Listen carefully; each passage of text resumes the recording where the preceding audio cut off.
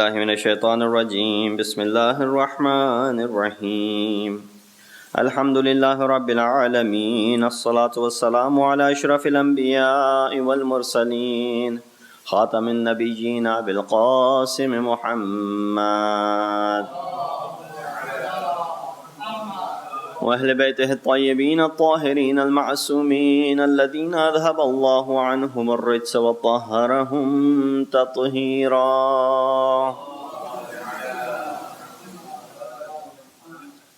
أما بعد فقد قال الله تبارك وتعالى وقوله الحق وهو أصدق القائلين بسم الله الرحمن الرحيم يا أيها الذين آمنوا كتب عليكم الصيام كما كتب على الذين من قبلكم لعلكم تتقون صدق الله العلي العظيم صلوات بيجي محمد السلام عليكم ورحمة الله وبركاته. Yesterday we were discussing the benefits of fasting, and so we talked about physical benefits, spiritual effects and benefits, and we went into some details of how these benefits are they affect our bodies and they affect our souls. Today, continuing in the same ayat that we had discussed earlier, and the ayat that I had recited in front of you, which is known as the ayat of Siyam, the last part of it is focusing on a very important subject, which says لَعَلَّكُمْ تَتَّقُونَ, so that you may become muttaqiyan, or you may become among those who are pious. So one of the achievements, one of the reasons behind fasting is to attain taqwa. And we hear this taqwa very often in all of our lectures almost, in our discussions, even on Friday. It is something which you should exhort. Actually, the speaker is told to exhort and advise people, himself and the others, about taqwa. What is this taqwa? So we've had enough discussions on taqwa. Over here is the same thing. We see that Allah subhanahu wa ta'ala, one of the spiritual effects of fasting, or to achieve something that you want to get out of this fasting in the month of Ramadan, is لَعَلَّكُمْ تَتَّقُونَ, so that you may raise to the level of taqwa if you already haven't. So Ramadan is the best time to practice taqwa, since we are already prepared to an extent. What does taqwa mean? I'll give you a few examples and the definitions as well. Not that you already don't know, but just to reinforce all of those things that we already know. Allah gives us special power even to an average individual to abstain from things which are normally allowed for us. We were talking about this in Friday khutbah as well, as to a lot of these things that it is okay for us to do. Eating, drinking, there's nothing haram in that. But we get this special power to even avoid those things which are halal. So when you are able to avoid things which are halal and okay for you to use in this particular month, then obviously those things which are definitely haram, you get an extra ability or capability to go ahead and do that. So comparison of ibadat shows that these ibadat are very similar. Namaz, salat, fasting and hajj, they're pretty similar to one another. How? If you look at it in salat, as soon as we say takbiratul ihram, it is wajib act. It is one of the arkan of namaz to say Allahu Akbar, takbiratul ihram. Why? Because as soon as you say takbiratul ihram, have you ever noticed the word ihram in takbiratul ihram and the ihram that you put on when you go for hajj? They're basically the same things. Why? When you say takbiratul ihram, a lot of things that were okay for you prior to saying this Allahu Akbar become haram upon you. Now right away, you cannot do many things. Those things which are okay, which there's nothing wrong with it. As far as the Shariat is concerned, they're halal. They're not haram by any means. But still, you won't do those things. Why? If you did, what will happen? Your namaz will become void. So, for example, you will not talk, you will not eat, you will not drink, you will not laugh, you will not turn away from Qibla. All of these things, right now I'm not facing Qibla, so it does not matter. But after I have said Takbiratul Ihram, it becomes problematic. Namaz becomes void. So that we see the same thing goes when you perform Hajj. 25 things which are normally, not all 25 of them, somewhere 20, 22 of those things are actually halal. But they, right away, as soon as you put on these piece of clothing, 2 pieces of clothing, known as ihram, what happens? These things become haram upon you. So right away, we see that there's a similarity. Same thing goes with this fasting. From the morning time, as soon as this fasting begins, right away those things which are okay for you to do, they become haram upon you. And you abstain from those things until you're again okay to go ahead and break your fast. So right away those things become halal. So we see the similarity between these three different acts, namaz, in roza, as well as in hajj. Now I had a list of things that become haram while fasting and while performing the hajj, but I guess you can refer to the books of Tawzil Masail and Islamic laws to look into those things which become haram. So we're able to avoid these things, the point that I was trying to make. And to go back to taqwa, the reason that we're able to, or the ability that we have to avoid these things is because we're ready to an extent in this particular month. So when we are able to avoid those things which are halal for us in this month, then why can't we stop from those things which are haram in the other months? And this is where Allah subhanahu wa ta'ala, one of the reasons behind fasting, He says, لَعَلَّكُمْ تَتَّقُونَ, so that you may attain the level of taqwa. What is taqwa? Taqwa is basically avoiding, which is against, or avoiding all of those things which might have hint of haram into it. Every aspect of your life. Your taqwa is not something which can only be done inside a masjid while in the form of wudu or in Masjid-al-Haram. No, taqwa is something which could be done at every single place of your life. You go to work, you got to keep taqwa in front of you. In front of your eyes, you got to keep taqwa. In front of your tongue, you got to keep taqwa. Taqwa means to fear Allah subhanahu wa ta'ala. Taqwa also means to safeguard yourselves against any type of evil that exists.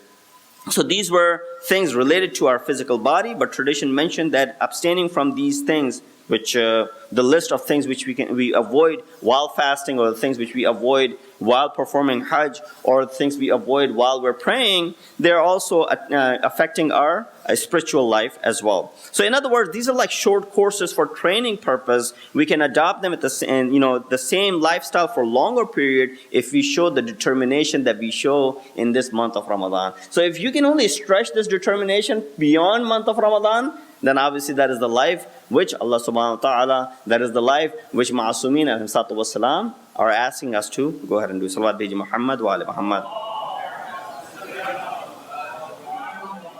Taqwa is attained by giving preference to others over yourself. And this can be achieved during the month of Ramadan. Prophet said, Ayyuhan nas, man fattara minkum sa'iman mu'minan fi hadha ash-shahr, kana lahu bidhalika indallahi itqu nasamatin. He said, O people, one who gives iftar to a fasting person during this month of Ramadan will be like the one who has freed someone, and his past sins will be forgiven. Some of the people who were there, I remember we mentioned this in Jummah khutbah as well, some of the people who were there, he said to Prophet, we don't have enough means to provide for ourselves, let alone giving iftar to others. Prophet said, it does not have to be a table full of food. Only shurbatin min al-ma, just a sip of water would be giving iftar to a fasting person. And what is the reward for that? He just mentioned. So we see that this month of Ramadan also gives us an opportunity to share or to provide iftar to others. And that's why we have such a beautiful system in our mosques, in our imam bargas, that we see that families come forward and they sponsor every night. Why are they sponsoring? One is they're giving the thawab of the sponsor to their deceased, by having the Surah Fatiha recited for them. And at the same time, they have this in mind as well, that giving iftar, how big a deal it is to give iftar to those who are fasting.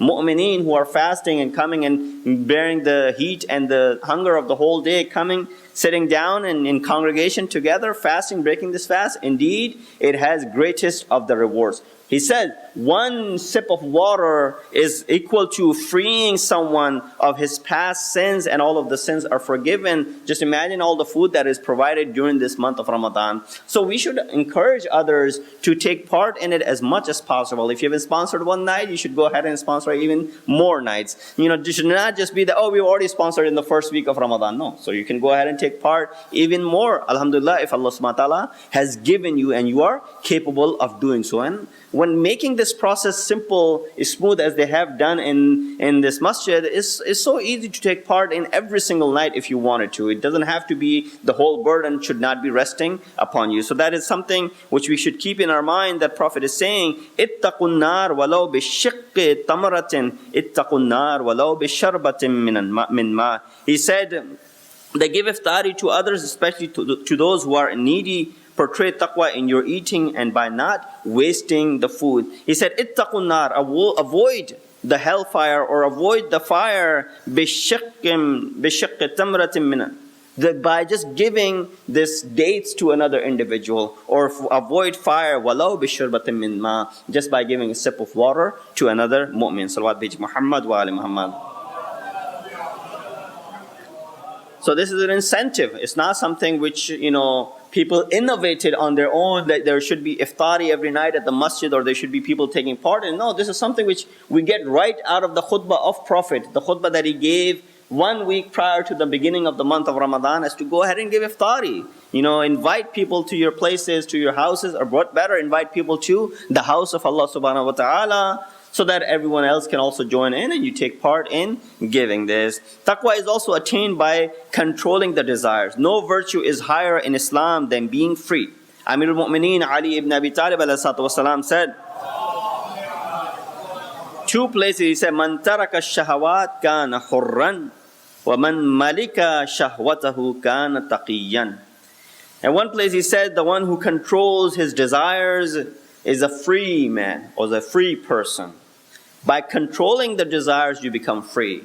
Not by letting loose your desires, you consider free.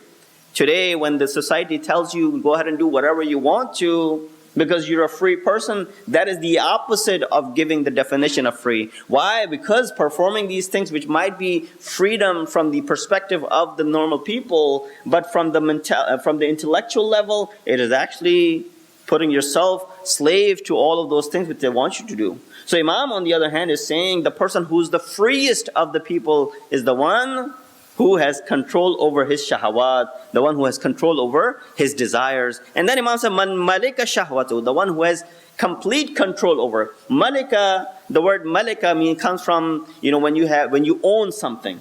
Milkiyat of insan. Maliki yawmiddin. Allah subhanahu wa ta'ala is the Malik, not just of the Day of Judgment, but obviously of the whole universe. But milkiyat, for example, you said this is my car, so it's your milkiyat. You said this is my house, so for example, it is your milkiyat. What does that mean? That means you're the one responsible for paying the bills and all that stuff for that.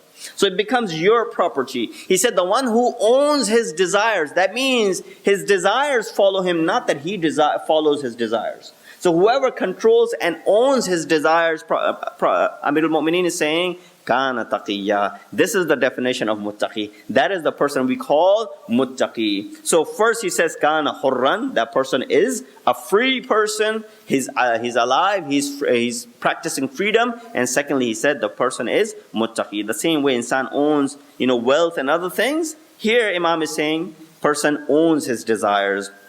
At another place he said al muttaqi man ittaqad dhunub. Muttaqi is the person who's able to, cover up his dhunub, or his sins, or his disobediences. Do not let this veil to be rip apart, the veil of disobedience to Allah subhanahu wa ta'ala. In this month, not only we don't sin, but we should also try to cover our minds in a way that we don't even think about sinning. The special event or the story of Ma'asumeen, as has been related, I don't know to which Ma'asum, and in the state of fasting, I don't want to relate to one of the Ma'asumeen, because you cannot ascribe a lie to a Ma'asum, so we avoid giving the name. But it is ascribed to a Ma'asum that when a person came and he said, Imam, how do you avoid sinning?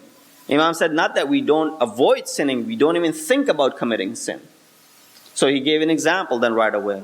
And what was the example? Example has come in different ways. One example that Imam gave was, he said, if there was some food in a dumpster, in a garbage, rottening, and you were hungry, would you go ahead and eat that food?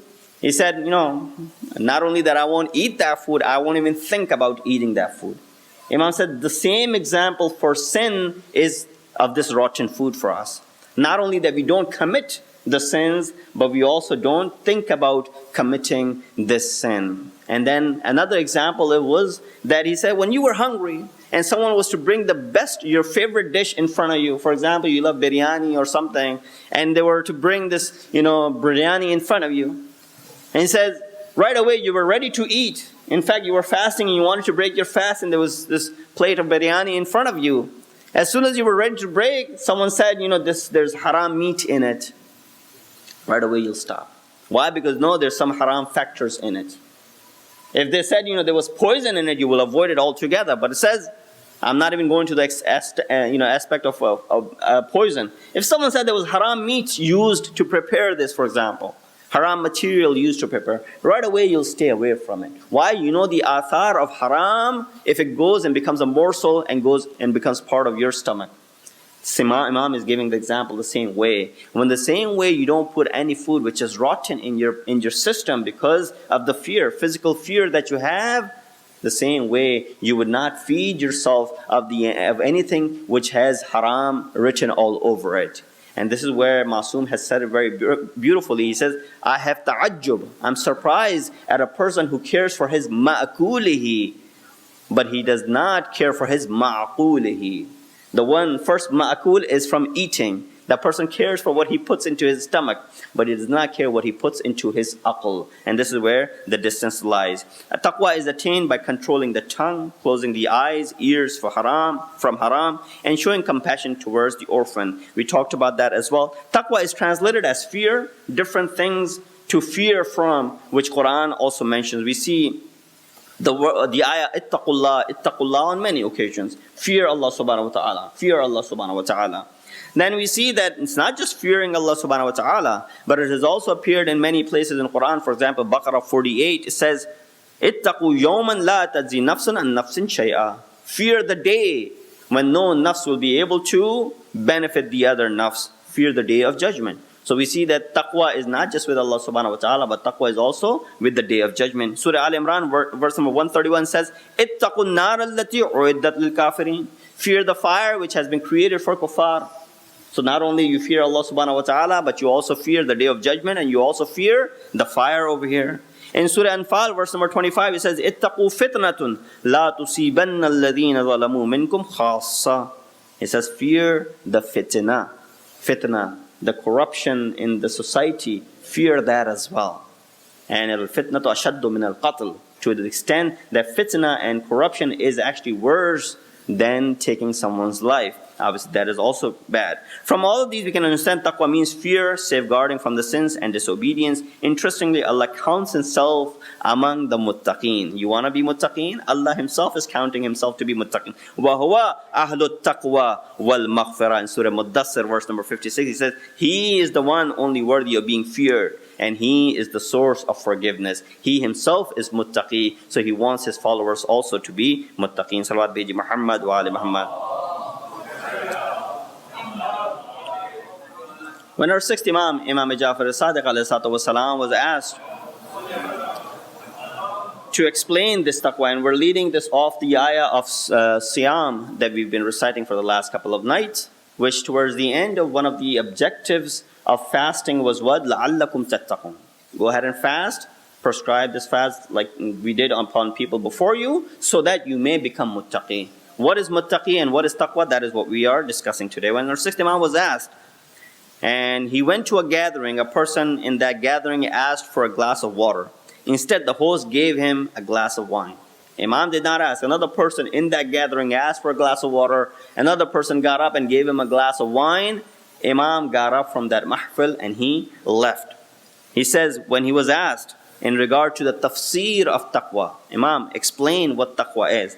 He said, أَنْ لَا يَفْقِدَكَ اللَّهُ حَيْثُ أَمَرَكَ وَلَا يَرَاكَ حَيْثُ نَهَاكَ. He said, taqwa is what? Taqwa is actually be absent from the place where Allah subhanahu wa ta'ala has told you to stay away from, and to be present at the place where Allah subhanahu wa ta'ala has ordered you and commanded you to be at. A place where alcohol is being served is a place where Imam is telling us to avoid. That is against taqwa. It is actually against taqwa to be even remaining in that particular place. The way Imam ﷺ gets up. He wasn't offered, someone else was offered. Someone else had asked, and Imam gets up and leaves from that mahfil. And the same thing is being mentioned when he was asked in regards to. So Maraji have given fatwa against being in a table actually or sometime at a place where alcohol is being served. In Ramadan, we don't eat and drink, so we can easily avoid gatherings which we sometimes are forced into go to. So, gatherings where they're inviting you, but there might be alcohol served over there. It is the best way for you to even avoid those social gatherings. You can say, well, I'm fasting, so I won't be eating, and therefore you can avoid going to those gatherings. You see how Ramadan is helping us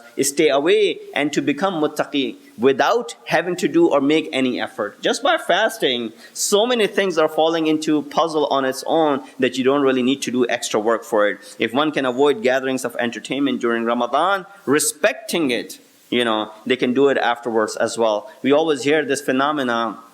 I don't know if you hear or not, but I get this as a question. The Moulana, we don't listen to music during Muharram, but after Muharram, So there's this concept that, music becomes haram temporarily in the first 12, 15 days of Muharram or the month of Muharram. And after that, again, it becomes halal. So for example, the same way you're fasting in the month of Ramadan, the 30 days, you abstain from eating and drinking for the 30 days, and after that you can start eating. Same way music is the same thing. No, anything which is haram for one day, for one time, it will remain haram forever. Fasting is a different thing. It's something which is making you abstain from things which are related to the worldly affairs for temporary basis. So there's no comparison over here at all. So Rasulullah, when he was asked about this, he said, what is the definition of taqwa? Look at these beautiful different explanations that are being given. Taqwa, we usually hear that, don't do this, don't do that. In fact, what Prophet and in the previous hadith, what our sixth Imam has said, is totally different. When the Prophet was asked, he said, Tamamut taqwa. He did not leave anything out of it. He said, the completion of taqwa, the whole entirety and entirely this taqwa, what is it?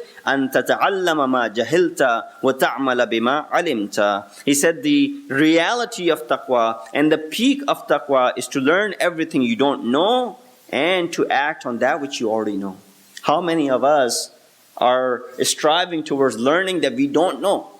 And how many of us are acting upon that which we already know? So many things we know are harmful, are not allowed. Whatever the case might be, yet we still go ahead and perform those things.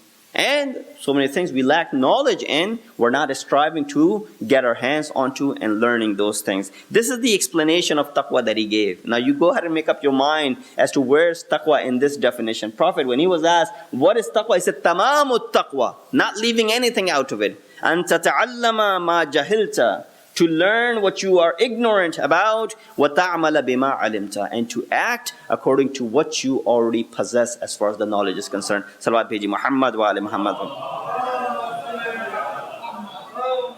Because ignorance and jahl is not an excuse which will work on the day of judgment. Allah will say to these people who will plead by saying that we were ignorant, He will say, هَلَّا تَعَلَّمْتَ, why didn't you learn? There were so many opportunities in front of you, you could have attained this knowledge. So continuing, we see that this taqwa is something which not just it is being exhorted upon us, but also Allah subhanahu wa ta'ala says, I'm the one who's with muttaqeen. You get this when you're going somewhere, you're in a strange place, for example, and if you know a people or two over there, right away you feel like home. So you're traveling for the first time at a new place, you feel strange. But then if you come across someone who you know already, and you feel somewhat, relieved. And then that person, if that person, for example, was a very influential person for that matter, right away you feel much, much more safe. The same thing, the example that I usually give to the younger ones is that imagine that you enter high school and you're a freshman and you already have a senior brother in the high school. So how do you feel when you're in high school? Not that I'm giving any ideas that you can be bullying other people around, no. But it's still, you get this sense of, security and immunity, and feel secure that you have someone older who's a senior in the high school. And it's a big deal being a senior in front of the freshman, the way the treatment goes. So you feel safe when you are at that juncture. So here, Allah subhanahu wa ta'ala, just by having someone on your back and watching your back, you feel that much safe. Here Allah subhanahu wa ta'ala is giving you something, and He's guaranteeing something for you. Muttaqeen, He says, وَاعْلَمُوا أَنَّ اللَّهَ مَعَ الْمُتَّقِينَ. Let it be known that Allah subhanahu wa ta'ala is with the muttaqeen. If you're muttaqi, if you have gone through this process of Ramadan, لَعَلَّكُمْ تَتَّقُونَ, and train yourself to taqwa, then obviously this is something which Allah subhanahu wa ta'ala will back in you as well. I just looked at the time and running out of my time. We ask Allah subhanahu wa ta'ala to give us the tawfiq to be able to establish or to form this taqwa, especially in this month of Ramadan. Allah give us the strength and the tawfiq to be able to stay away from the things which become distant or which become hurdles in our achieving this taqwa. Allah, we have committed a lot of sins. Please forgive our sins. Treat us with your mercy and do not treat us with your adl. Allah, hasten the zuhur of our awaited Imam and make us among the helpers and the soldiers of our Imam. Wa akhiru da'wana alhamdulillahi rabbil alameen.